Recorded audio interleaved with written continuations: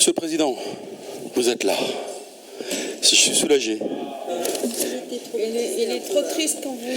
Il n'est là que lorsque l'on évoque Mégalithe, qui est assez légitime. Bon, je fais mon petit chapitre annuel sur le déploiement de la fibre à l'occasion de ce RAD, ce qui est en général l'usage, où ça l'est devenu.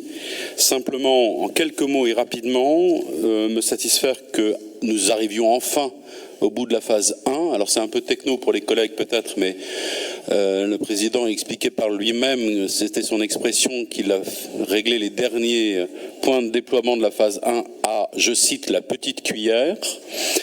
Et qu'à la petite cuillère, vu le nombre d'hectolitres qu'il fallait évacuer, c'était peut-être un peu long. Donc on s'en satisfait volontiers. Sur la phase 2, ça avance.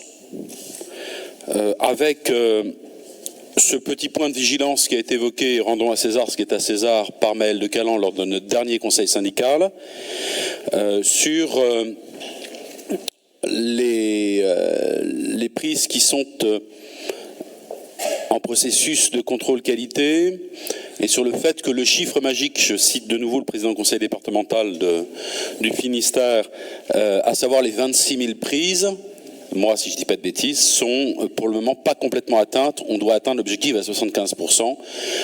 J'y reviendrai peut-être, mais ce qui veut dire que concrètement un certain nombre de prises raccordables ne sont pas encore commercialisables, ce qui peut nous amener, sous réserve que le processus qualité est la lanterne qu'il a encore aujourd'hui, a un peu de retard sur notre déploiement. Voilà. Je voulais surtout aborder deux points. L'un que j'ai abordé lors de la discussion du budget, qui ne nous concerne pas directement, quoique nous sommes partenaires, qui est la question du cuivre. Je le répète, on l'a évoqué en conseil syndical également, vous savez que on a de plus en plus de pannes, j'allais dire, liées au cuivre, singulièrement en milieu rural, et de plus en plus de temps d'intervention, voire d'absence d'intervention, ce qui nous amène à un certain nombre de situations délicates où des gens se retrouvent sans téléphone, parce que le cuivre a lâché et que nos partenaires ne sont pas enclins à le mettre en réparation suffisamment vite, tout simplement parce qu'ils programment la fin du cuivre, son remplacement par la fibre. Et j'ai le sentiment quand même que ce type d'incident se multiplie. Donc une nouvelle fois, mais je le ferai avec vous, Monsieur le Président, je crois qu'il faut attirer l'attention de nos partenaires là-dessus, même si nous ne sommes pas directement en responsabilité.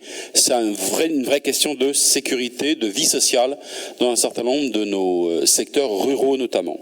Dernier point enfin, vous allez trouver que c'est un point de détail, je crois que ce n'en est pas un. Nous avons nos problèmes de délagage. Alors, je suis loin des concepts de Lagos cassoulet de tout à l'heure, mais je rentre dans le très concret des choses. Tous les maires, je vois notre vice-président agriculture opiner, mais tous les maires sont contraints à cela. Vous savez que nous sommes pour beaucoup en filaire dans le déploiement de la fibre, que nous avons des contraintes d'élagage qui normalement reviennent aux propriétaires, mais vous le savez comme moi que une fois peut-être, mais les arbres, nos amis écologistes le savent sans doute, ça pousse. Et qu'en conséquence, il faut y revenir régulièrement. Nous sommes saisis là-dessus d'un certain nombre de propriétaires forestiers qui s'interrogent parce qu'ils ont des longueurs de fibres non négligeables et que pour eux, même si c'est pour les particuliers c'est important, mais pour eux singulièrement ça représente à un moment ou à un autre des sommes importantes. Donc je souhaite, Monsieur le Président, que sur les propriétaires forestiers, on ait à un moment ou à un autre une démarche particulière. Là on était de nouveau saisis du sujet, on l'avait déjà évoqué en conseil syndical, mais c'est un élément important. Voilà, je ne m'étends pas plus sur Mégalithe, on avance, il y a des points de vigilance.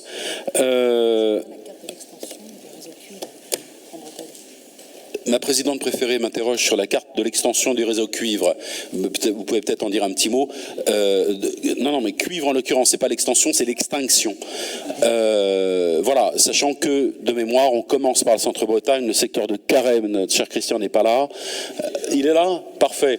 Le secteur de Glomel, si je dis pas de bêtises, dans mon département. Voilà, je vous laisse la main là-dessus, qu'on ait un petit éclairage également.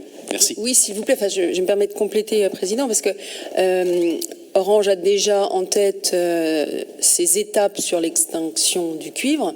On espère que ça coïncide avec la possibilité d'avoir accès à la fibre et que tout ça est bien calé dans le temps. J'apporterai les réponses à tout ça. Juste vérifier. Merci.